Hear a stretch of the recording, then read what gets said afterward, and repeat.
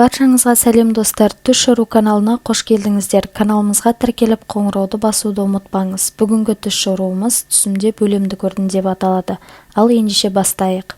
Егер түсіңізде бөлеңізді көрсеңіз, өміріңіздің жақсылыққа қарай өзгеретіндігін білдіреді. Бойда қыз түсінде бөлесін көрсе, тұрмыс құратындығын білдіреді. Егер түсіңізде бөлеңіздің қайтыс болғанын көрсеңіз, өміріңізде қиыншылықтар болатындығын білдіреді. Егер әйел адам түсінде бөлесін көрсе, жақсы хабар келетіндігін білдіреді. Түсіңізде бөлеңіздің үйленіп жатқандығын көрсеңіз, армандарыңыздың орындалатындығын білдіреді.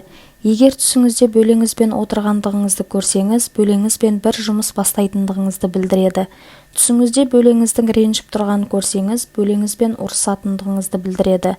Егер түсіңізде бөлеңізбен ұрысып тұрсаңыз, бөлеңіздің басында қиыншылықтар болып жатқандығын білдіреді.